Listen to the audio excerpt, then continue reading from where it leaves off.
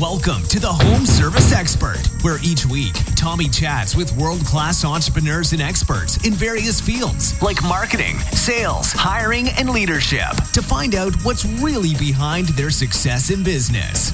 Now, your host, the Home Service Millionaire, Tommy Mello. Hey guys, welcome back to the Home Service Expert. This is our 100th episode, so it's going to be a really special one. Everything's about culture here, leadership. We're not here to manage employees. We're here to build leaders. The more leaders we have, the more projects we can take on, the faster we can grow. I'm going to be interviewing my top performers. I hope you guys really enjoy this podcast and hopefully make your business stronger. Hey, we're here up at the A1 Lounge area on the massage chairs now. I'm here with my MVP, Brandon Colby. He's one of the number one technicians every single month. He won Employee of the Month this past month. And he came on, had some issues. He worked for us in Prescott and Flagstaff, had some issues with the management. And I happened to be shooting pool one night. How long ago was that? Year and a half ago. And I convinced him to come back. And it's all been downhill since then. So, Brandon, what is... tell me a little bit about how you get ready before you pull up to the customer's house. What are some of the things going through your mind?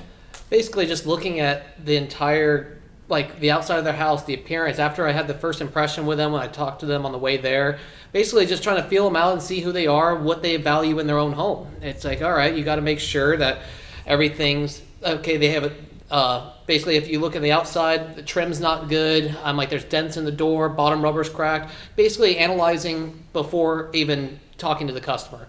Because you already have previous knowledge about what's wrong with their garage door by just looking at the outside. Because it's kind of, once you're in the garage, you can't look at the outside again. So kind of just...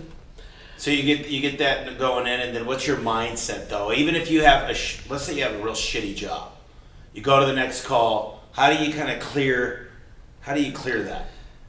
Basically, every job's a new opportunity. It's time to make it and do the best for the customer, do the best for the company, and provide an excellent customer service.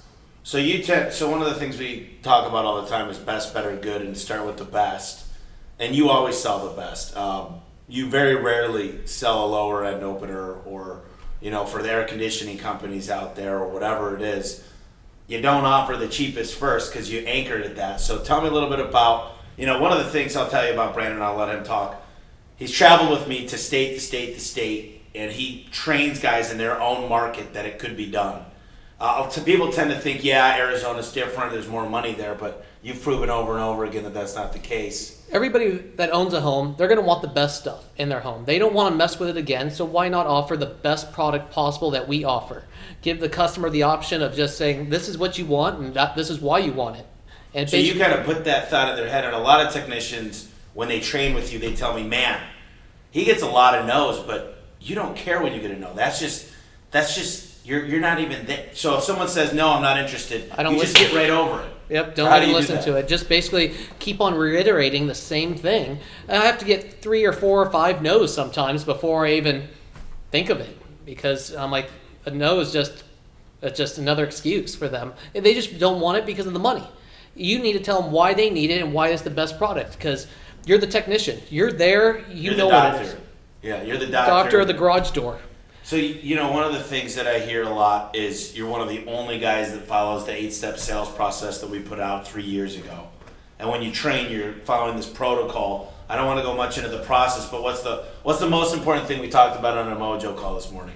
Start the work. Start the work. So start the work, what they called you out there for, and then you could assess other damages and see everything else. But you already have that trust. You already have that work guaranteed. You have that money right then and there. And now you could examine every little part to it, having a safety inspection, go through every little possible thing in that garage door. So let's talk real quick. So you're one of the highest ticket writers, some of the best reviews, best conversion rate. Now here's the funny thing. Tell me about some of the tips you've been getting in the last couple months. I've gotten street bikes, motorcycle. Yep. Cash, hundreds of dollars on. You get dinner sometimes. Drive their cars. TV the other day. Yeah, TV. You've driven their cars. Here's the thing. Everybody thinks price. Oh, you charge too much, blah, blah, blah, blah, blah. It's not about the price. Fix it right the first time. We carry things We carry 80,000 cycle springs. You only install the best openers that they can literally talk to their phone, open their door. It does everything. So why not? I want the nice stuff in my own house. I want the nice stuff in life in general. You don't want to you don't want to go into something and you want the bare minimum, because the bare minimum is just going to fail later on. You go for the best. You fixed it right the first time. Then you're not coming back. Then they're not going to hate you. They're going to just want you to come out and do your second door. Then you go into that second door instead of saying, hey, let's not wait till it breaks. No, fix it all right now. I'm already here. I'm already wasted your time by being here, taking care of it now. And then it's going to take more time out of their day for another day of work and the inconvenience. I'd rather make it more convenient. It's taken care of right then and there. So you've trained a lot of guys, and I'm sure you've got some type of personality. I tell you one thing I see about you, I see it about some of our other top techs, is they do like nice things. You've got a brand new Harley. Yeah. What's your truck you drive, a Raptor? Yeah. 2 Raptors? 2 Raptors, 14, 18. You got your own place in Scottsdale, nice house. So you like nice things. I think about a lot of our top producers. What do you think are some of the traits, the qualities that you identify to say, this guy's going to be good or this guy's going to suck? Basically, how they want to live a lifestyle. Because if they want to live a lifestyle of basic, bare minimums, they're not going to then offer the customer the best product, because they have a negative personality towards having the best things. If they could just live on the bare minimum, they're not going to want to be the best. You want to always achieve to be the best, number one. That's what I strive for all the time. Be number one because I can sell it the right way and have the good reviews, because people want to buy the right things. So you're on Snapchat with us with like what 5-10 guys? Yeah. And you guys always talk about your day. You're competitive with each other. You want to win. How important is it to keep score? Very important. And how important is it? Do you feel pretty good when you're? How shitty does it feel when you're number 4? I don't want it to happen ever. See, there's certain guys that they don't care if they say, as long as I made the money I needed this week to pay my bills, I'm fine. There's other people that have to win. And one of the biggest attributes I see with a badass technician is his willingness and want to be number 1. He wants to win the game every time. And, there's nothing we hide from you. You know on every single paycheck, every single job, how much you've earned. Do you know how many companies, they don't show their techs? I don't want to say any names, but they have no clue. And I mean, we make mistakes. I'll be honest, we've made as many mistakes not in our favor as we have in our favor. But, at the end of the day, I think you know we're pretty transparent. Yeah. And I think that's an important quality. How important is it for you to have a relationship with the dispatchers? Great, because they're the ones giving you your jobs. And I'm like, you treat them right, you treat the respect right, you'll get all the respect you deserve as well. So here's a funny story. One day Brandon was at my place and he was upset about the dispatchers, and I went and I got a gift card for him, and he gave it to the dispatchers. And I said, how's that working? He goes, it's great. He goes, today I bought him coffee and donuts. So it was a funny story, because sometimes you got to juice the wheels, although they should be doing their job of dispatching. Here's what we always say. You don't leave Tom Brady on the bench in the Super Bowl. You make him play. And that's the same thing with your techs. You should be keeping track. Obviously, there's not a ton of favoritism, but better opportunities should go to the better conversion rate, customer service technicians. So we're pretty strong on the way we dispatch, but everything could get better. I mean, and what's really hard about a dispatcher's job is sometimes a job might look good on paper, but we were out there 2 years ago, and you got to really do your due diligence. What do you think the secret is to a great dispatcher? I think we know we've got a lot of great dispatchers, but there's a couple in particular you like. Now, what is the things that you really like in a great dispatcher? They look at the history, they look at the job, look at the area, try to route the best way, the less drive time.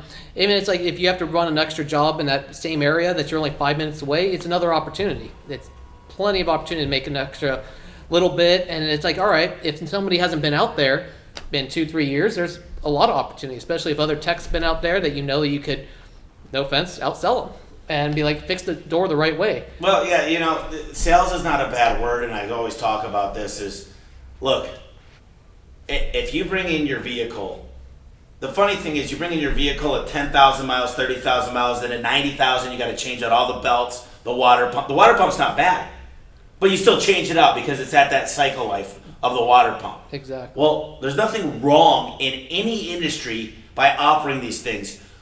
I remember when we rolled out financing and no one wanted to sell it. And the reason why is because typically I never buy financing, so why would I offer it if I don't believe in it? But it's not our decision. So now, how many times have you used financing to close a deal? A lot. A lot. I'm like probably at least 40%. 40% of the time he uses financing. That's how important it is. And I guarantee 90% of the people listening, and it's just something to grow into 2020, is start offering financing. Now, how important is to have it that you don't have to go into a separate app and you've already pulled in all their information through Green Sky with ServiceTitan? It's great. It's just so easy. It takes them 5 minutes. It's done. It's approved. They have the money there. Now they want to make sure everything's fixed. They're like, oh, well, look at the second door. Look at this. Can we add this to it? Because now it's just a small payment. It's not that painful right then and there of spending a certain amount right then. They could get it in a bill. And they're like, some of them are like, well, I qualified for $8,000, so how could I spend an extra $2,000? No. We're like, well, we got garage door storage solutions. Literally, that's how their mind thinks. When people get credit cards, they're like, well, I still got money on my credit card. In my opinion, that's borrowed money, so I don't feel the same way about it because I get kind of a conscience when I go deep into debt. But anyways, what are some of the other things that you'd give to some of the listeners? A lot of the people that are listening are business owners. They struggle finding great technicians. What would you say to these people that are struggling? Basically, find where your top guys are. Try to then have them interview some of the people that you're trying to hire and see if they find that they're going to be good people for the company. Find your best guys, have them work with everybody else, and train them to be better.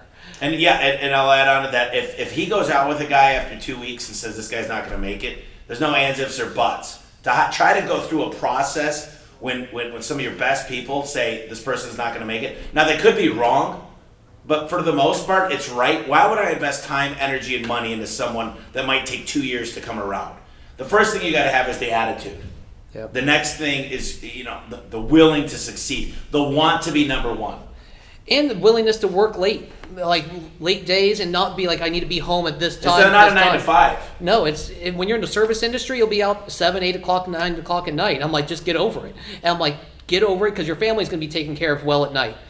And it's like, why not? So you don't go on a ton of vacations, but we give a couple. It's not a ton of money, but we do some PTO. How important is it to take some time off and reset every once in a while?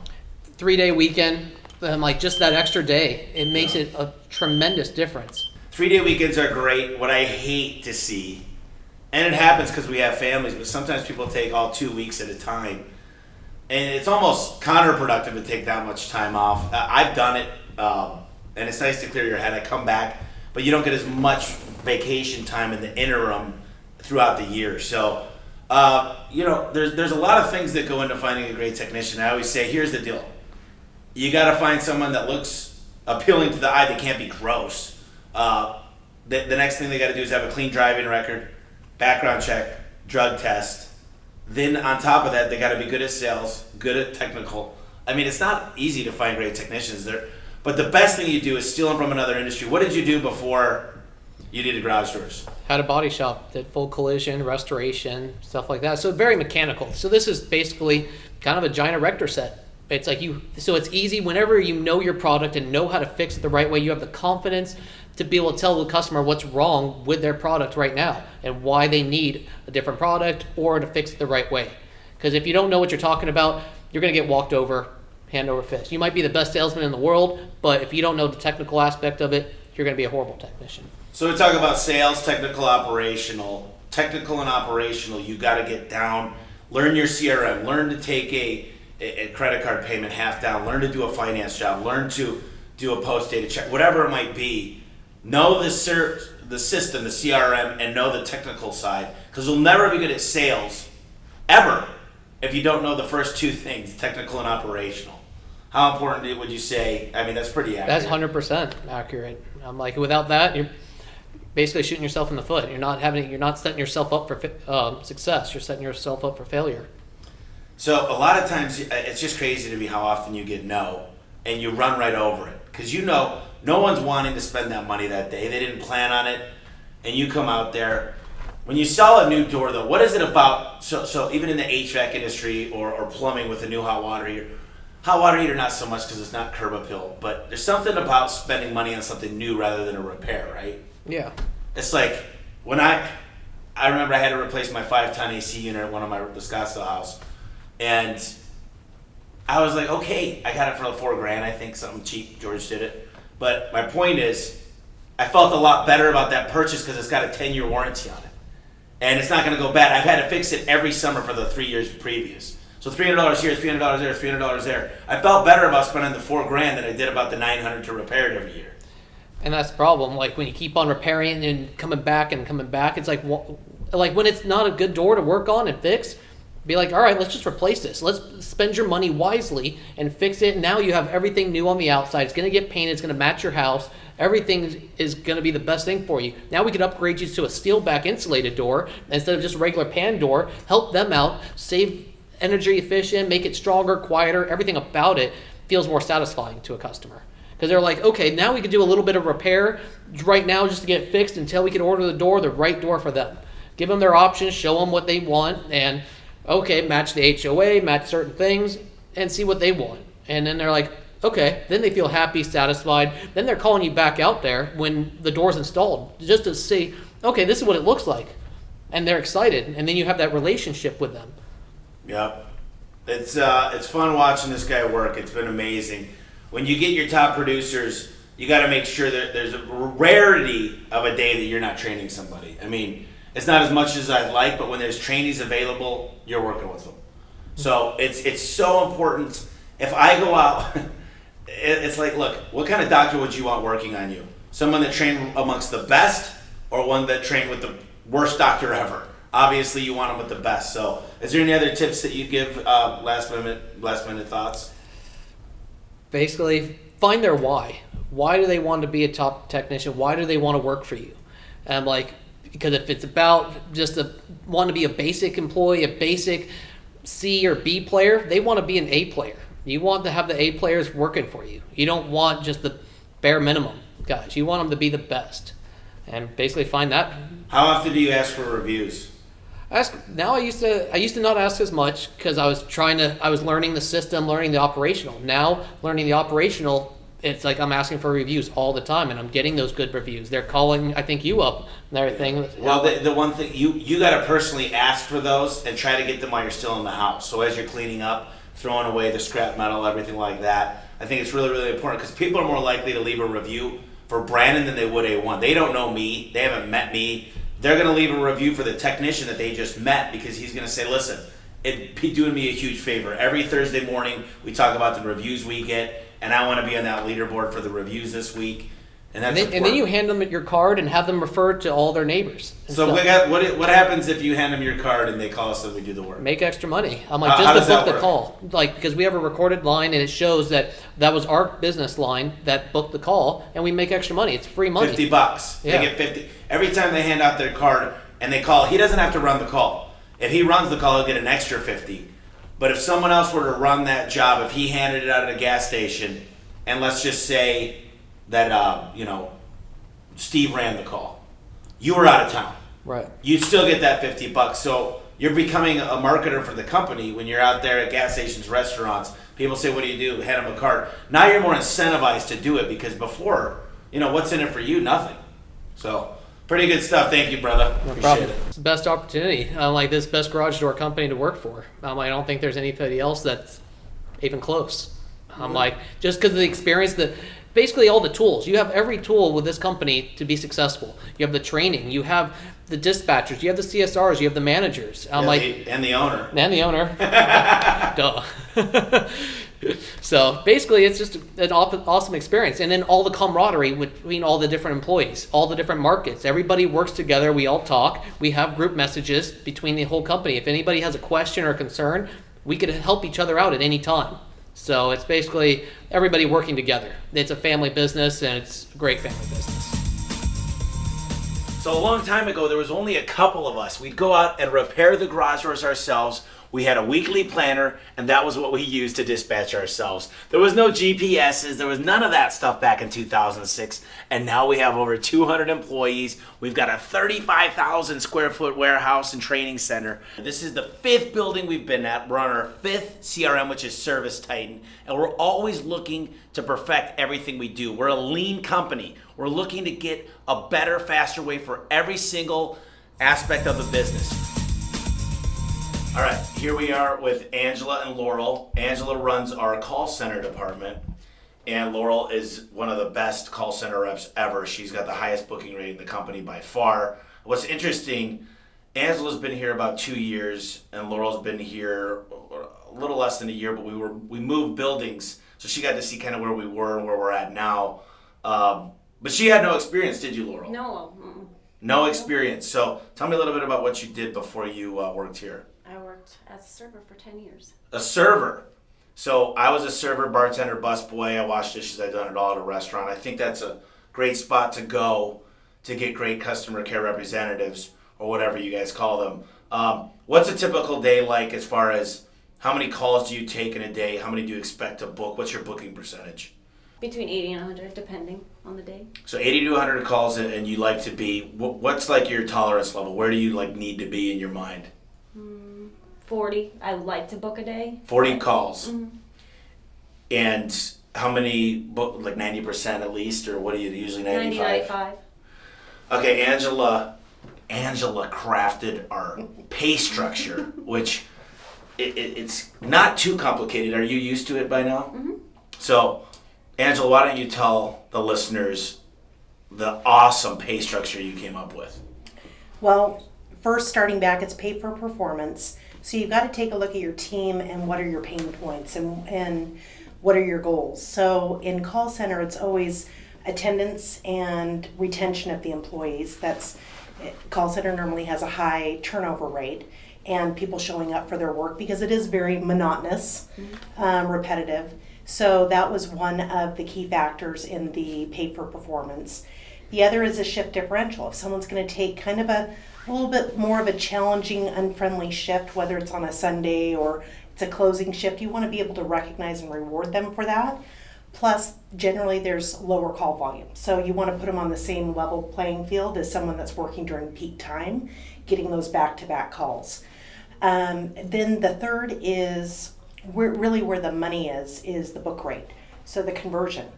And everything's set on a tier structure outside of attendance. So we've got a top cap, 95% or greater. They're really at the top payout per book job. And then it tiers down based on a range, and then it stops at a certain percentage. So anything below a certain threshold, they don't get any money for that category. So it allows them to know that it's not an all or nothing unless it's attendance. But they're able to continue to strive and be in control of their pay. Mm-hmm. So, yeah, they're paid per book job, and so it's there's 5 main structures we look at, and the biggest weighted one is the booking rate per call. So it's minimum wage, or this isn't it's or minimum wage, which is 11. It's 11, and in January 2020, minimum wage in Arizona goes up to 12. Okay, so I didn't know that. That's good. So $12 an hour, or your per call. So what did you make last week per hour? I think it was 20. 20? Mm-hmm. And then what's your best week? 33. $33 an hour. I love that, and I hope you make $40, $50 an hour next year, because the more money you can make, the better opportunity to get the best people. So what I like about the pay structure is if you're making minimum wage every week, you're probably not doing the company any favors. No, and you're not fully in the game. Yeah, you're not fully invested. Correct. So here they know that even if we're understaffed, they know that's an ability to handle more calls, book more calls, and they're going to be naturally more efficient with the calls that they're on when we're in queue, because they want to grab more calls. So it makes everyone more drive towards the common goal of the company and puts us all in the same playing field. Mm-hmm. I think it's pretty cool when you're out there trying to find good people in the call center to say, hey, one of our best employees in the call center made $33 an hour. It's not uncommon to make $25 an hour, but you're going to have to give it your all. And these are the things we look at. And yeah, it's pretty cool. Well done on that. So your history is you used to work in a huge call center for Pella, right? Well, I ran both their their virtual call center, and also managed their call centers. We were vendor relations, so we managed their day-to-day. So Been right in the now, industry for 23 years. So 23 years, she was hard to get because she walked away from my first offer, and then we worked it out. So one of the things I'll tell you is we've got a secondary call center, and I don't really want to mention them because the service has not been great because they've got a lot of green people, they're newer people, but it's how important is it to have a second call center that if we can't grab that call, it goes to them? It's huge. Even if you're paying per minute or a dedicated rate for a backup call center. For nights, weekends, holidays. Not exactly, or if you're understaffed for a certain day. If an average job is over $400, $500, but you're only paying maybe $10 for that agent to book What a job. What does a minute usually cost for a smaller company? $1.30. $1.30 per minute. So your average call is 10 minutes. You might spend $13 on that call. Now you got to be careful. Some people, she likes it, I hate it. IVRs. That's when you have the options to press 1 for this, press 2 for this, press 3 for this. We had a guy come in. I won't go into too many details, but he worked for another large company, and he said the IVR sometimes can be detrimental because people don't like it. It's a little bit more big company. Press 1, press 2, press 3. But it works well, especially if they need your service. So if they absolutely have to have your service, like at the movies, that's fine. But when they're calling around and they've got options, I don't think. I would have to agree. I mean, even though we're a growing company, we still want to have that local small feel, and customers like that. They want to be able to have the phone ring, a person answer the phone, they can visualize that person sitting in a reception desk and just there to help and actually is communicating with the tech saying, hey, I've got Susie, go ahead and run that job. Susie, they're on their way. But we are growing. The IVR, it's really an auto attendant. The feature that I like is more to get rid of the spammy calls. Yeah, so now we do use it. Press any button. Right. So what do I say? I did the recording. I say, we've been getting a lot of spammy calls lately. So press any button so we know we're talking to a live person, and then we'll connect you to a team member. We're going to be doing some testing because we'll be switching to a new API soft phone, and we'll be turning off that feature and on the feature to kind of do some A/B control testing to see really what is our customer's threshold, and is it a greater advantage just to remove it and just quickly and efficiently move through those junk calls that are coming through. So that's the hard part, is you want someone like Laurel on opportunities, not taking calls, where's my technician, or what's this warranty information, or hey, I never got my invoice. And those are wasteful. They're important, but they're wasteful for a rock star that can book a lot of calls. So we're working on that system. And then what's cool about our new phone software is it transposes every single call. So anytime price is mentioned, I can look up Laurel and search for the word price and hear her at anything. But what's cool about this is I can easily make training videos and say, hey, look what Laurel does when she gets questions about pricing. So we've got, we don't have to be too much longer here, but explain level 1, level 2, and kind of the way we do it here. Well, when an employee is first hired as a CSR, customer, some people call them customer service representatives. I like to say sales representatives, because everything they're touching is they're selling on behalf of the company. They're selling our technicians. Or customer care. Yeah, customer care, yeah. Customer service, customer sales. But they start off as level 1, which means there's certain things they're not able to provide, such as pricing, except for basic like labor rate, trip charge. Level 2s, after they've been here for 4 or 5 months and they're in the top tier of payout, meaning they're in the top 3-4 of the payout threshold, and their quality is good, they have minimal errors on the jobs that they're booking, then they're made a level 2. So this isn't, it's a promotion, but it's not, do you want the job, do you want to apply for it? They've now earned that privilege. And then their base wage goes up as well. That's a part of the pay for performance outline. But then we've got the level 1s being able to have additional support through level 2, so it's not bogging down our team leads and supervisors to do these one-offs. They can focus on the floor as a whole instead of individual support needs. So level 2 really, in essence, becomes an escalations team member. So level 2 is allowed to give pricing, and then we've got the supervisors. How many supervisors typically do we have? 2 in a day? 2. So we like to keep our ratio 1 to 6. Which honestly is exceptionally low. In call center, it's generally a 1 to 20 ratio, 1 to 25 ratio. But as we start expanding and growing, then we'll probably get a little bit more right-sized with that ratio. versus a supervisor overseeing the floor, and then you've got team leads that are more at that 1 to 20. So we've got, I think, 95 seats out here to fill. Not some of them are already filled, but what's cool is they don't know this, but this is something that I'm contemplating doing. Is I would love to take roster calls for smaller companies because we've got the power, the people that could book the calls. So if you're already on our CRM and you're just busy, I mean, call centers are tough. Yeah. I mean, look, our booking rate is through the roof compared to even the third-party call center that we use. I mean, they're garbage compared to us. Yeah, when we subtract out our after-hours answering service, which also helps with overflow during the day, my team, Laurel and her other compadres. Yeah, exactly. We're at 90% or greater. So 90%, that was the goal I wanted her to hit. So here's the deal. 9 out of 10 calls we're booking. Now, I'll tell you this. If you hit 10 out of 10, you're probably getting customers you shouldn't be getting. So 90% is that threshold we want to be at. Now, there is a little bit of gray in there because we are counting parts calls now. Or are we not? Parts calls do impact the call center metrics, but parts calls, if an agent has followed the proper protocol and trying to overcome the objections and try to get a tech out, are removed off of them, but it still stays under the umbrella. It still impacts the overall call center. We have an agent called Baby Tommy. Baby Tommy. And they get shifted under Baby Tommy, which is a part of the call center stats. About half of the calls that agents handle are not related to a new lead or a revenue generating lead. So it could be an existing customer, it could be someone checking status. Tommy talked about that. So what we want to do when we get on to the new API soft phone and we've worked out some of the kinks and we've got our recruiter kind of helping us right size with growing the team is create that personal human IVR.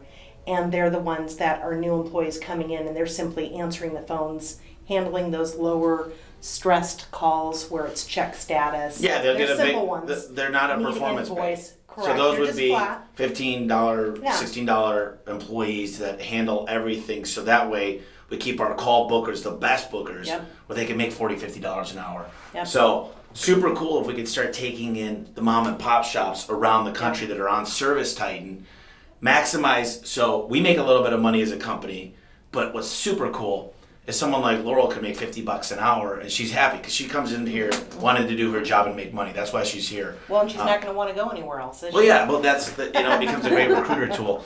So Laurel had no experience, and I'll tell you, she was employee of the month. What, 2 months ago? Just No, this- This month. Oh yeah, I was out of town.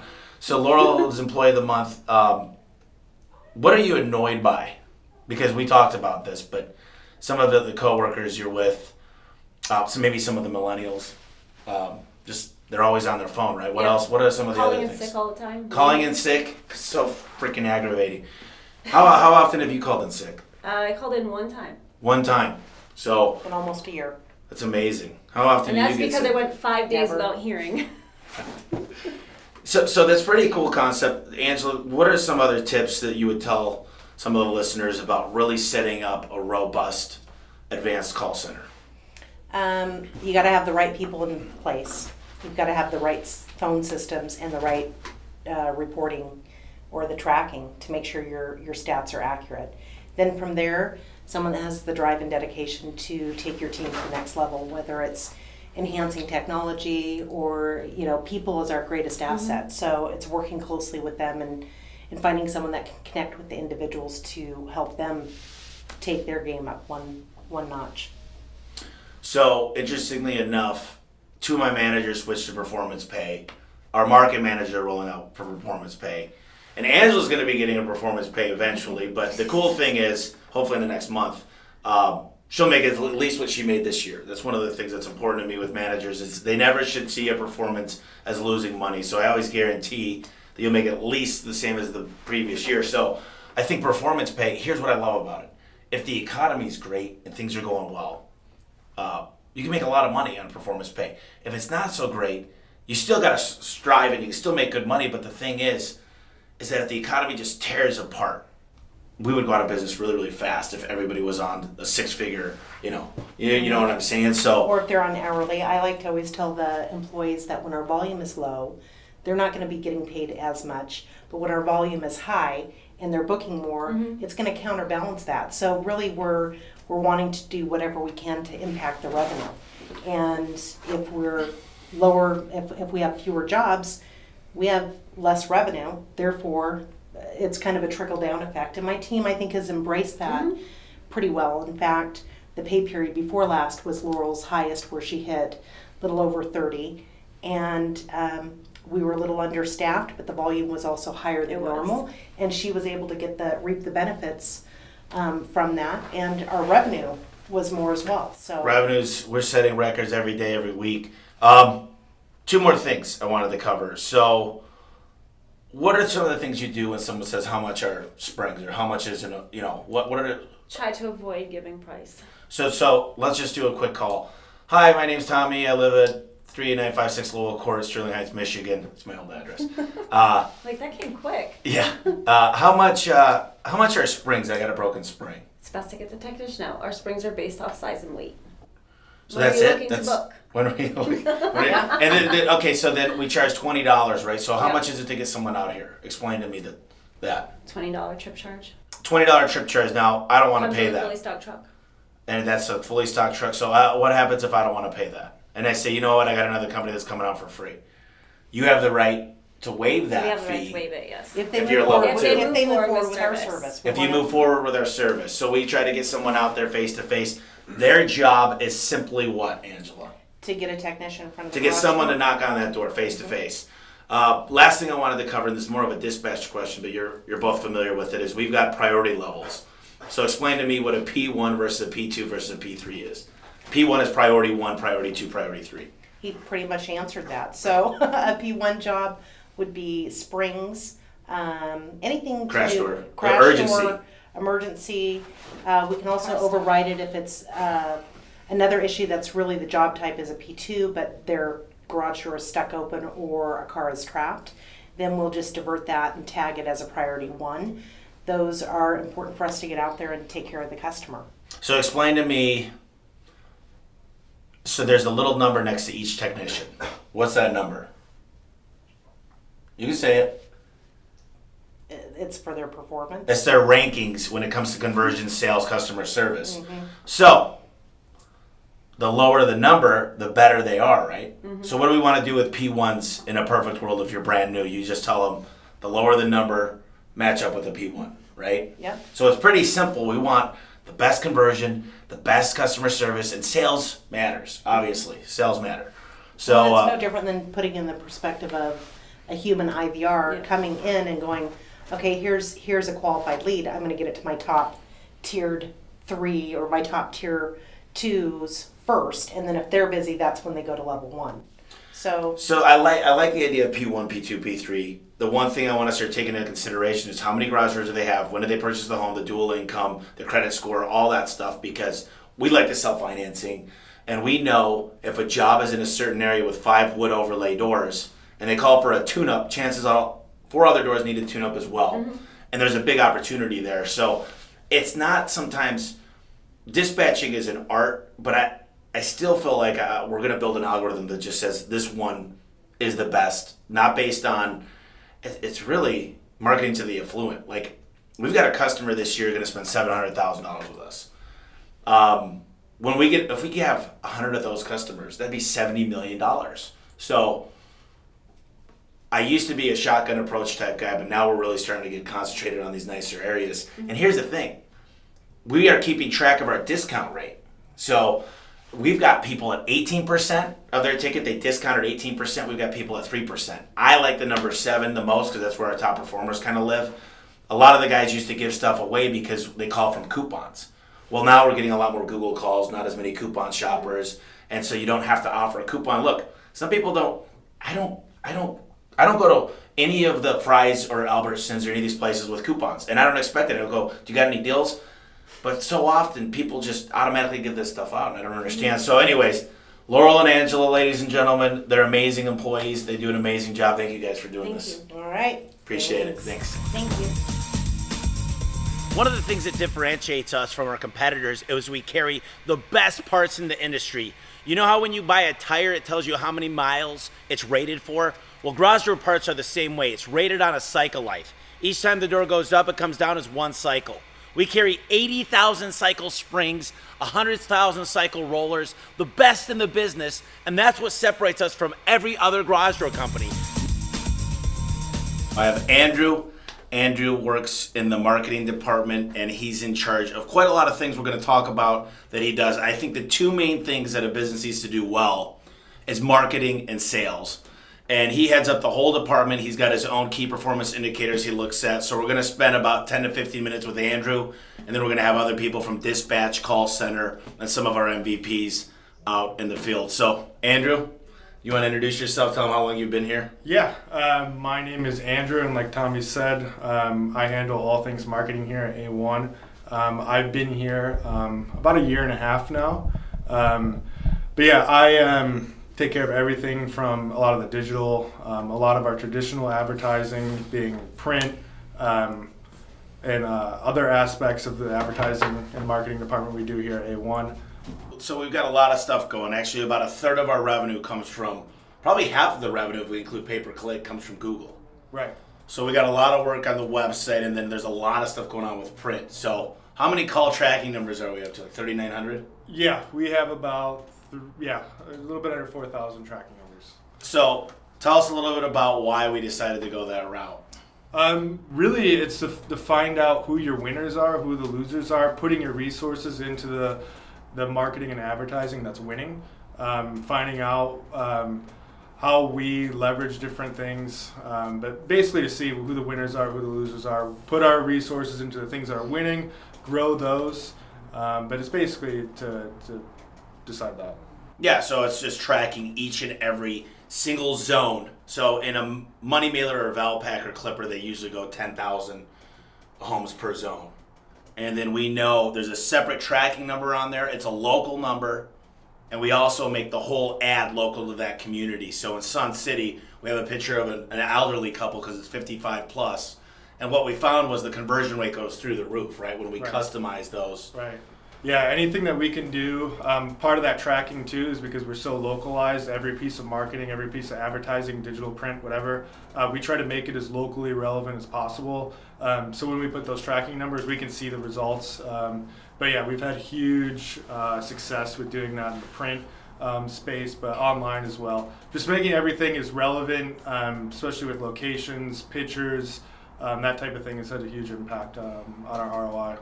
So we're working on a lot of things coming into the new year. Some of the stuff we're working on has a lot to do with data. And one of the KPIs that we had a problem with was the online chat box, Yelp, Angie's List, Merchant Circle. I mean, it keeps going. What's some of the other ones? The home warranty companies. There's Porch. There's Thumbtack. We never knew if the call center was really, it was coming into the inbox, but we weren't getting back to people fast enough. Home Advisor. Mm-hmm. So right now, Andrew's working with another teammate of ours that's really, what state, country is he in? Portugal. Portugal. So we got a guy we're working with to put everything into one other CRM called Zoho. So what's going to end up happening is all of these leads come into Zoho, and anyone that's got a phone number will automatically call up on our VoIP service. So we've got a call center service that's voice over internet protocol, and those leads will be, boom, our call center picks it up, and it says press a number to connect to the customer.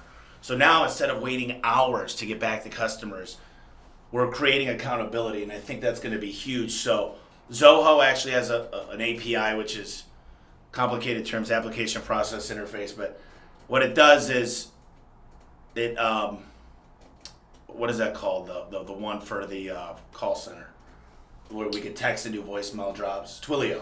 Okay, yep. So talk to us a little bit about how that's going and what it's going to do for our business. Yeah, I think that's a challenge a lot of businesses face, is that you're getting messages from every which way possible. Not only are you getting calls, you're getting messages from your website, like Tommy mentioned, Yelp, Home Advisor, Facebook, any social media site.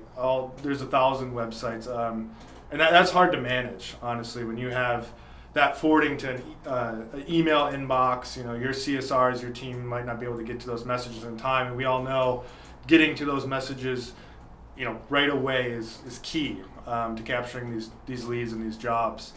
So what Zoho is going to do, one of the big things is it's going to integrate all those inboxes into one master inbox, which is a huge thing. We'll be able to get to all of our customers. You know, the goal is always to get with them to a minute, essentially.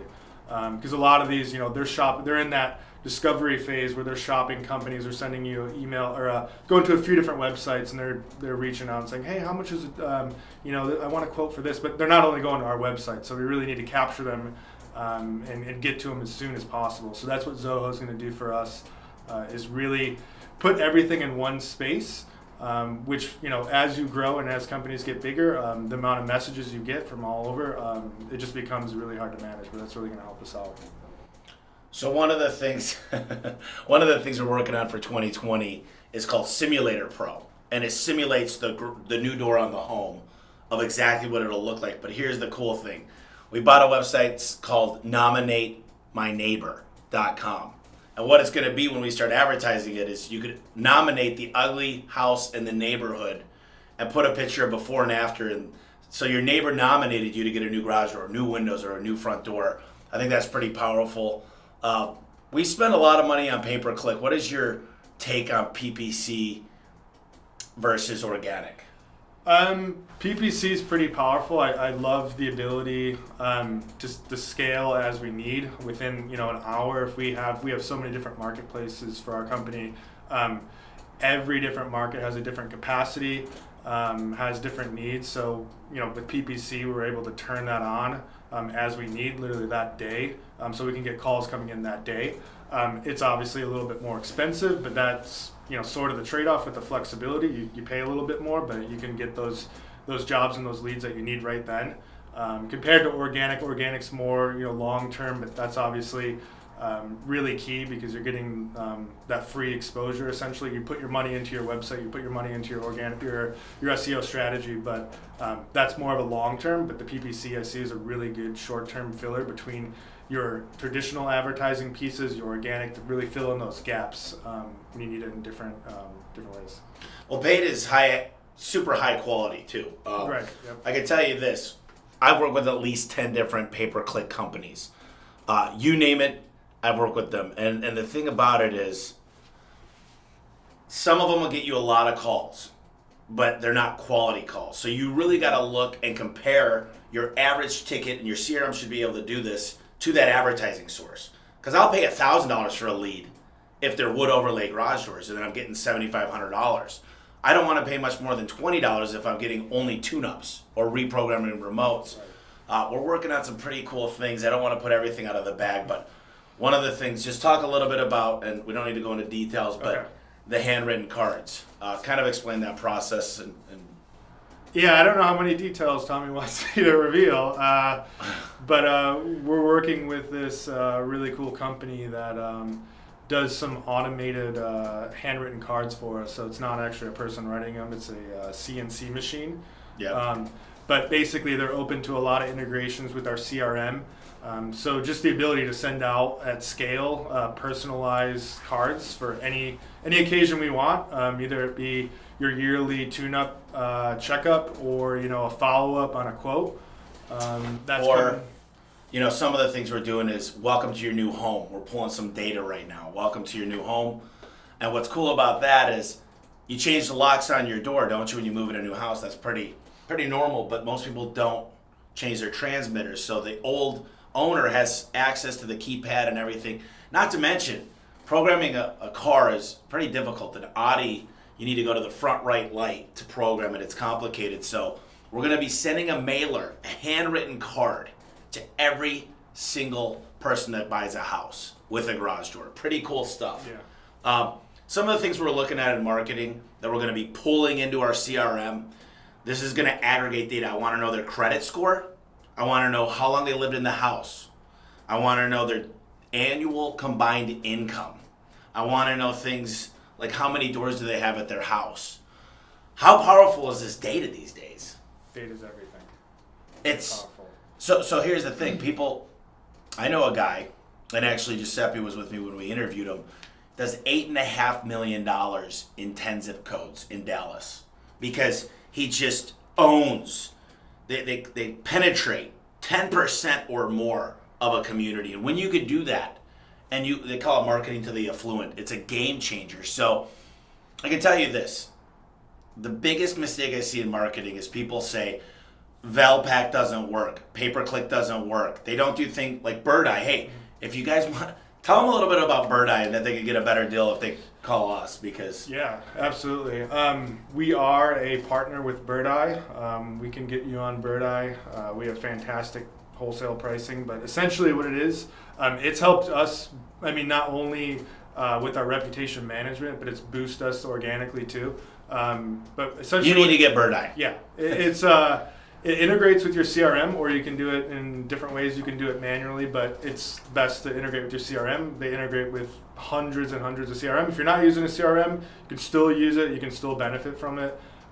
Really what it does is every single customer that you go out to a job with sends an SMS and an email to all your review sites, but it doesn't only do that. It gives you a whole dashboard.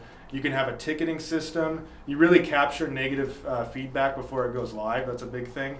It's helped us boost our ratings. We've gotten thousands of reviews just in the last few months. It's been a huge boost. People see that any type of advertising that you're sending out there, people are looking you up on Google. It's just a known fact. And when they see those high star ratings, those quality reviews, it just converts them so much easier, and they call you.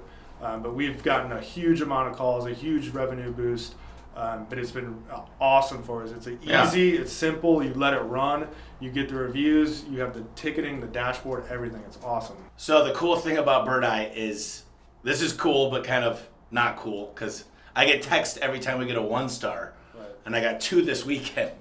But at the end of the day, if we're getting 20 reviews and only one of them is a 1-star, 1-stars happen.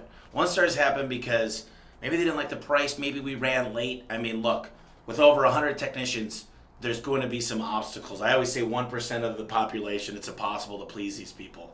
One of the cool things we're doing is we just hired a full-time recruiter. So what I want you to think about as we listen to the podcast and really go through what A1's doing is marketing is not just for customers, it's also for internal customers, which are employees. So we're setting up a lot of our campaigns. We do an email to past customers. So when we're looking for, tell us a little bit about what we did when we went to, Albuquerque, or one of our markets that we actually did an email blast. Yeah, we have that huge customer base, and like I said, we have tons of happy, awesome customers that love us. So why not recruit from them? They might have that nephew, that grandson, whoever, that would be perfect fit. We email our past customers saying, hey, thank you again for being, our customer. By the way, we're hiring. We want to attract, career-driven people, and have those family values that we have as a family company that's growing. We do the email blast to our existing customers. We also do Facebook ads that do really well. A lot of people don't realize that everyone's on social media, but for recruiting, it's a little bit different of a technique than just hitting Indeed, hitting LinkedIn. Career Builder, right, all those. Yeah, Facebook. We've had tremendous success recruiting from Facebook, and it is cheap. It's really cheap to get really good applicants from all over the country just from a simple Facebook ad that we do.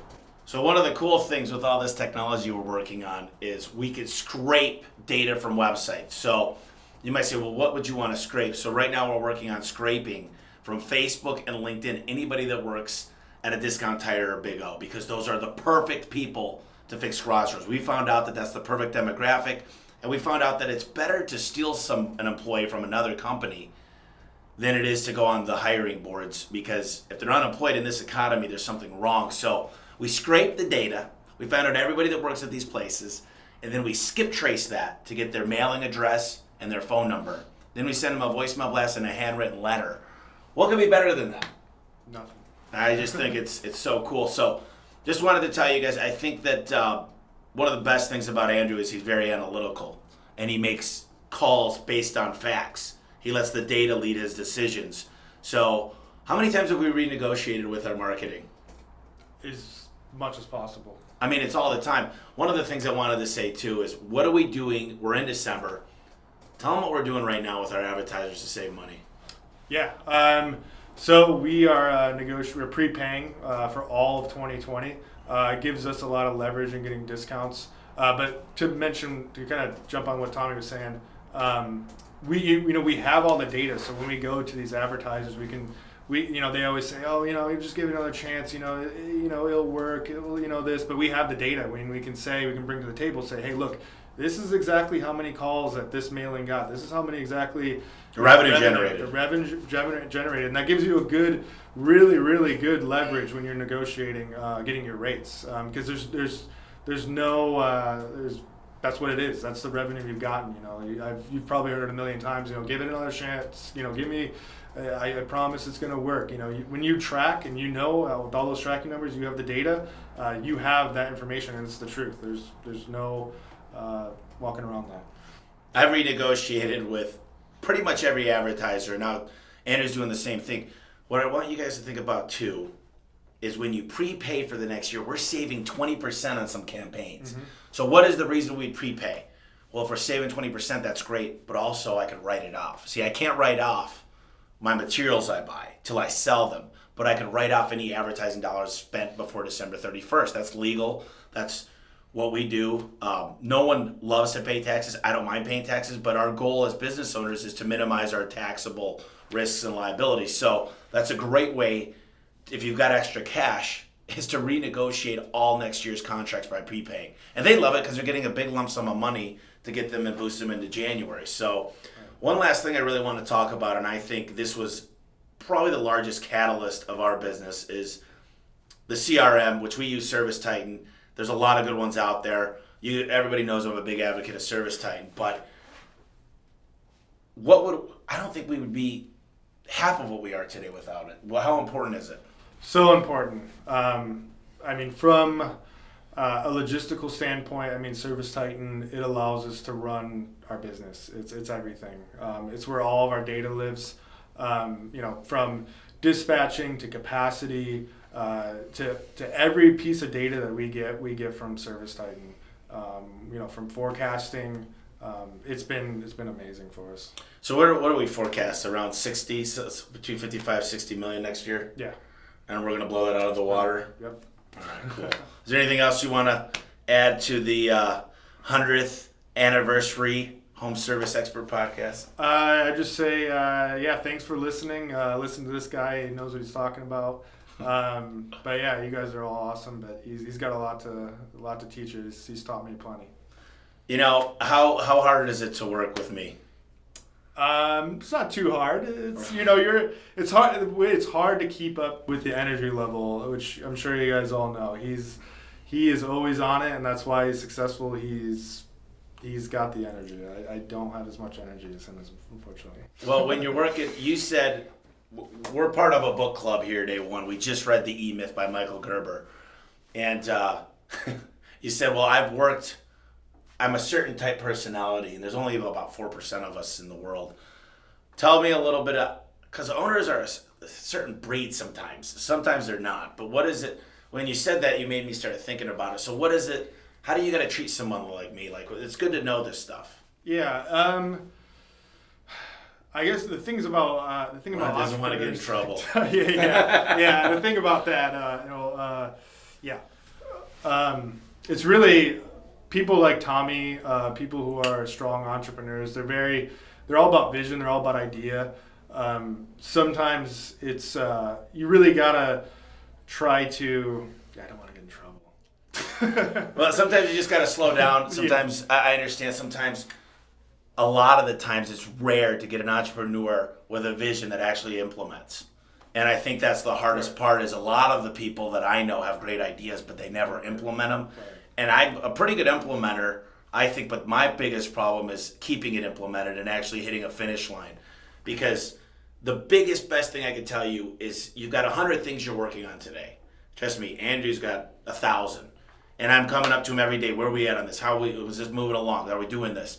And the hard part for him is he likes to get to the finish line on each thing. So prioritization is hard for entrepreneurs. Right. And it's something that I've been working on. We had a consultant, Al Levy, come in and say, guys, you got to focus on your top 5.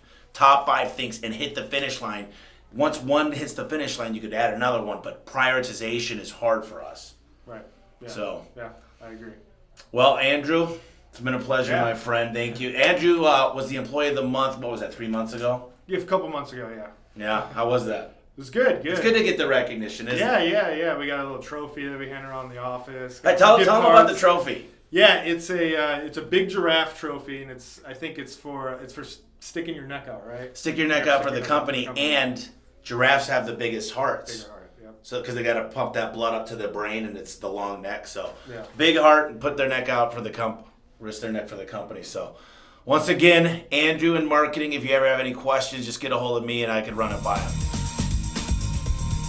So right now I'm standing in door 48 where we build anything custom when it comes to your garage door. We have the ability to do wood overlay garage doors. We do any type of door you could think of. And the reason we call it door 48 is because Arizona is the 48th state. This is where we started. And our whole motto here is if you could think it, we could build it. And that's something that really differentiates A1 Garage Door Service from any other garage door company. So I'm sitting here with Daniel Dryman. He was the October Employee of the Month. He started out, how long have you been with us? About 3 years. 3 years. You started out as a technician. Yeah, I started as a technician. So now you are a field supervisor, you train, and you're the lead door salesman.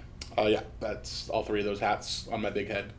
Okay. And you, potentially, your goal is to, we talked about it this weekend. What's your goal? Yeah, so I've got two goals kind of for two of those three positions is I want to be essentially the lead field supervisor or the supervisor of the field supervisors. I've taken an initiative to try and reach out to the other field supervisors and try and mentor them and see if there's something that they're doing that I can grow from because I'm always willing to learn also. And then as the lead salesman, I want to get to the point where I'm doing exclusively the custom and high-end stuff. So my day's booked with appointments of high-end clientele. High-end clients, meaning high-end door sales. You're not going in and selling a $200,000 house, the basic run-of-the-mill. You want to go to the custom and big apartments and more higher-end, bigger ticket stuff. Explain to me what we do here with the the Apprentice program and moving all the way up the career path. Yeah, so essentially we've developed a program here where instead of taking other people's developments and trying to build from there or reprogram, we've created a culture where you can start off as an apprenticeship. You learn the basics of what garage door parts are, how they coincide with each other, how to pull stock from the inventory, and then you start your training from an apprentice in the warehouse out to running in the field. You learn the trade, you learn how to work on a door, use our facility here to train and learn what a hung door is, how to do a spring job, and not just how to do a spring job, but how to do it the A1 way.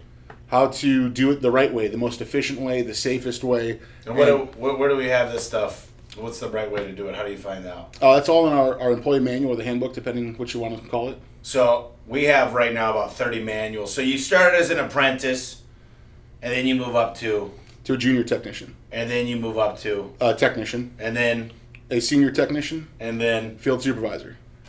So you got a good career path here. And now how much last month, you could say it, how much last month did you make just for not including any of your other pay, just the field supervisor position? My bonus for field supervisor? Yeah. $27.50. $27.50 you made last month. So that's on top of all your other pay. Mm-hmm. So overall, it's going pretty good for you. You're hitting all your goals, your KPIs, all your metrics. I know you have some outliers on your team in a good way. Yep. Mm-hmm. So it's kind of easier to hit. So you're going to Michigan for 2 weeks. You live in Phoenix. Well, you live in East LA, which is like Buckeye. You're going to Michigan for 2 weeks. Tell me what you're going to be doing for me out there in Michigan. Yeah, for 2 weeks, I just booked the hotel and the airfare today. Going out there to ride with a lot of the guys that are not so much the new guys. I do want to ride with them. I want to see, now that we've kind of cut their leash and set them into the wild, I want to see what they're struggling with, what weaknesses they have, a roadblock they've encountered. But I also want to ride with the guys that have been struggling, as well as spend some time with Jake, a field supervisor out there, and develop that market to start moving towards its potential. Because Detroit's got so much to offer. We can expand. The population there is immense. It's a great area. That's where I'm from.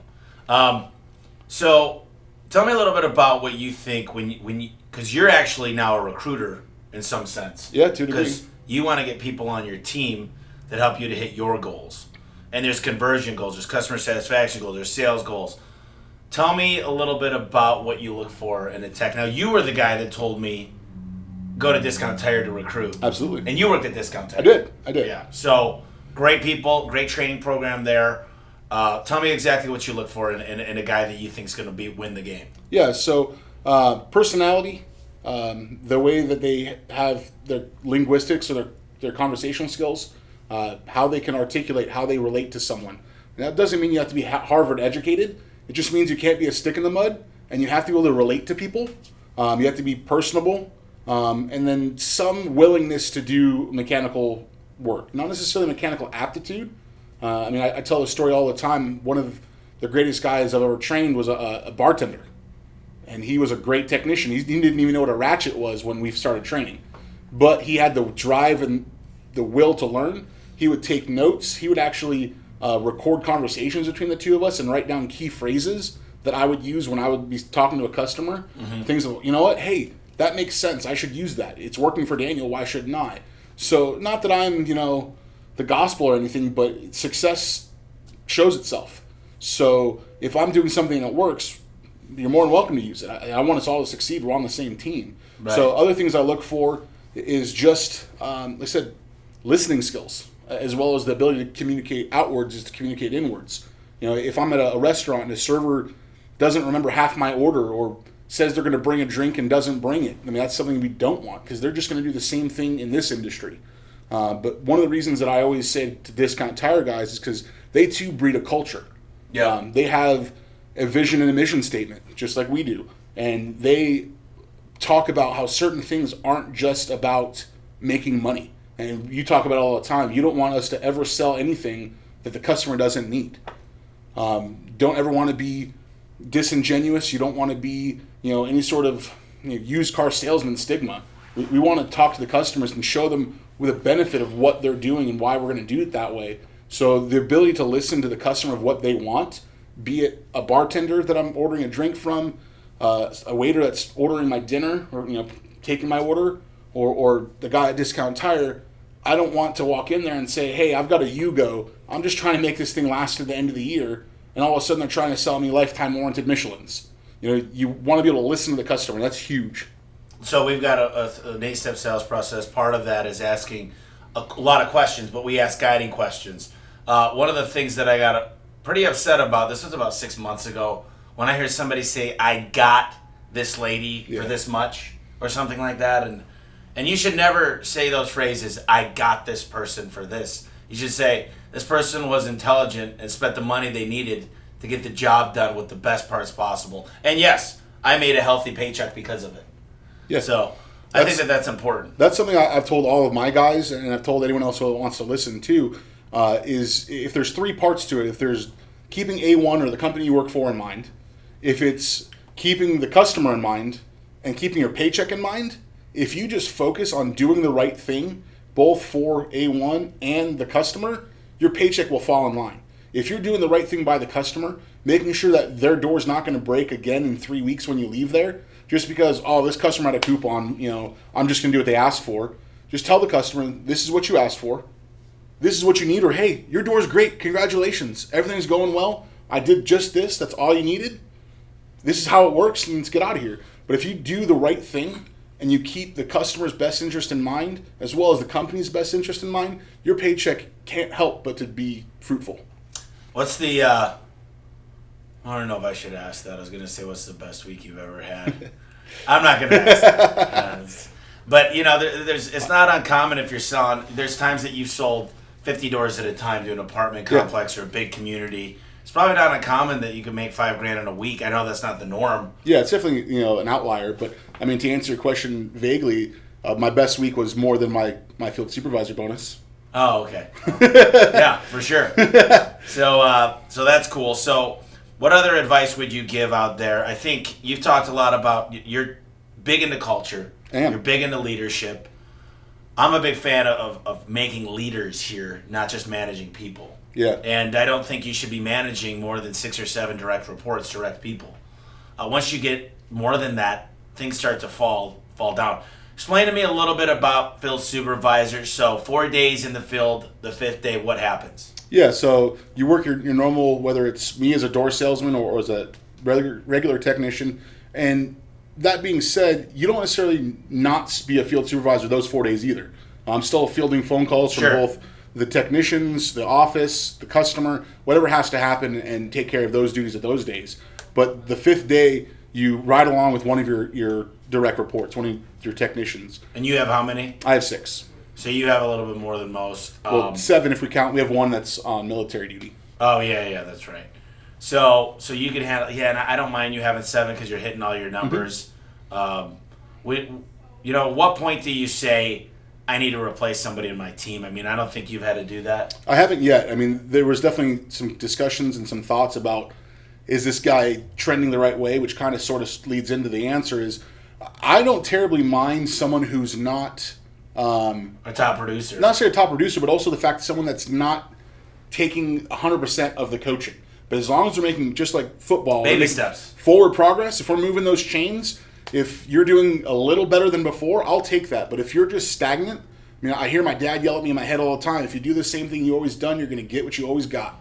Albert Einstein, that's the definition of insanity. Yeah. If I'm trying to help someone and I'm trying to help someone, either I'm not helping them and they need to get help from somewhere else, whether it's another field supervisor or someone from the office, maybe I'm just not connecting or reaching that person. You're not getting through. I'm not getting through. But at that point, you have to look inwards and see if I'm the problem or, unfortunately, that person's not the right fit for the company.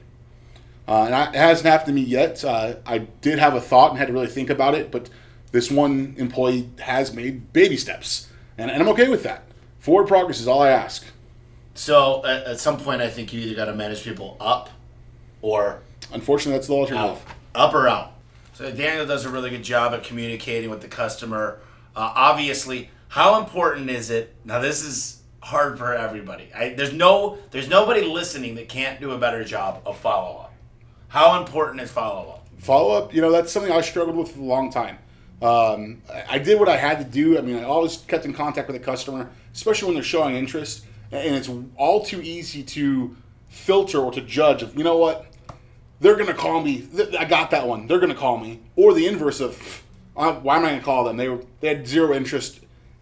Just because that happened at that time, they may have something else on their mind.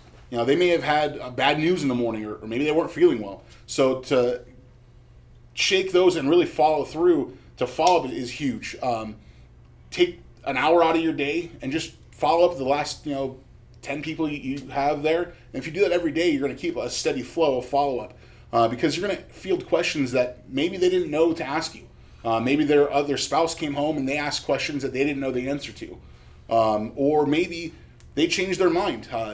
You were there and they told you they wanted a non-insulated door, and all of a sudden they talked to their neighbor or their father-in-law or whomever and said, you know what, an insulated door is not that much more. And when you were there, they could not even care less.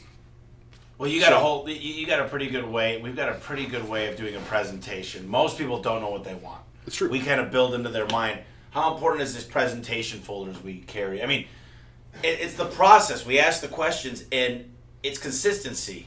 And here's what's the beautiful thing about consistency is you see the same things every time. It starts to become second nature. It does. It's kind of like in your subconscious. It lives there. And if it's working, keep doing it. If it doesn't work, you kind of modify it. But, that's why we teach the A1 way. Now, it might not be the best way in every single circumstance, but at least we know the outcome. Yeah. And I think that's important. I think that the 8-step sales process, what's the number one thing what's the thing we talked about today? Today? One of the things. The Morning Mojo. I was on too, and I'm putting on the spot here. We talked about going. What's one of this 8-step sales processes? Selling it right is one thing that we've been talking about. What's the main thing, though? I'll give you a clue. Starting the job? Start the job. Get them to make a buying decision with you. We did talk about starting the job. That's what we did talk about. But no, yeah. I was focusing on something that I've been struggling with my team is the final process of selling it right and making sure the customer is 120% in satisfied and understanding what they got. Tell them all the bells, the whistles, the features, how it works, what it looks like when there's a problem, how to either call us or to maybe adjust a safety eye by themselves. take the extra 5, 10, maybe even 20 minutes if it's that in depth of a job or an elderly person that you need to slow down with. That 20 minutes will save you hours on a potential callback where now you're not making money, and most importantly, A1's not making money, and you may even potentially get an upset customer that blasts us on social media. And so that's the 8th step, is sell it right, and part of that is, look, it's going over the warranty. It's running the door up 3 or 4 times, showing them how the safety eyes work. I blow out their garage. I clean the unit and clean my fingerprints. I put my sticker. I show them the sticker. I let them listen to it. And the most important thing, here's the final step, is you say, listen, while I'm here, is there anything I can help you move or anything you need a hand with? That little step, start something that I've added, that little step says, whoa, this guy's human. This guy's cool. I don't get that buyer's remorse. You see, the buyer's remorse, you just walked out of there with $500,000, whatever, and you're like, wham, bam, thank you, ma'am, see you later, peace.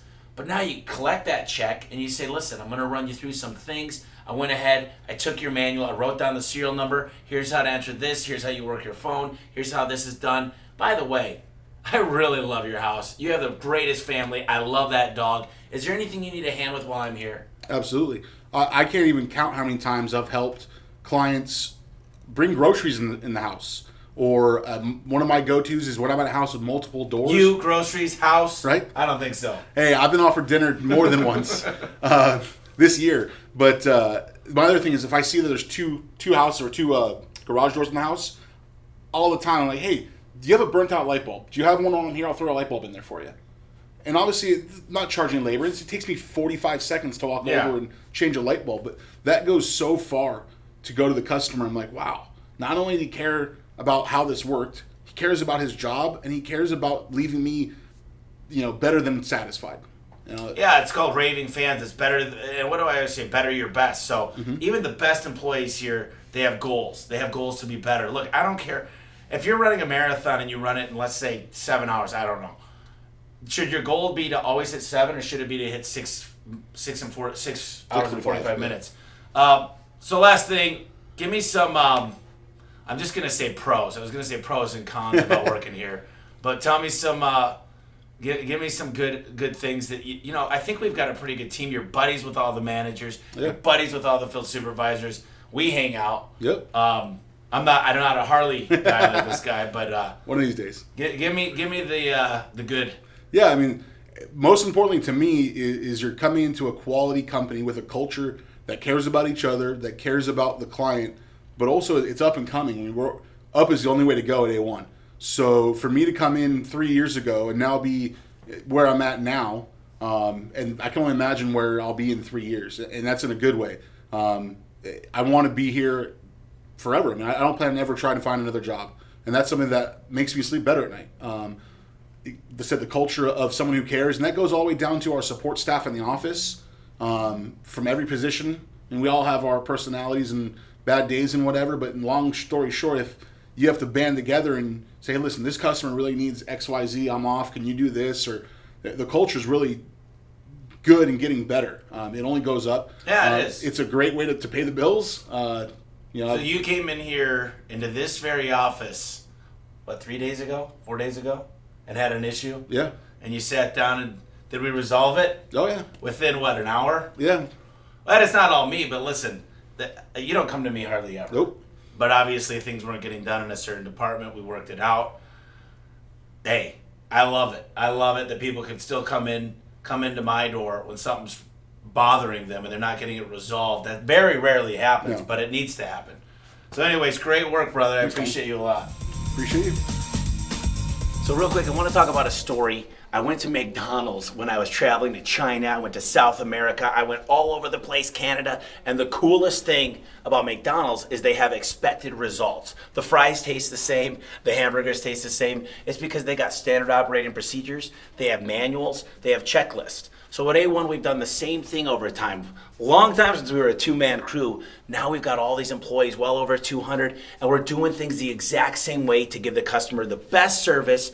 We take care of our internal customers, which is you, and therefore we get a good service out there for our external customers. And that's why we're going to be North America's #1 garage door company.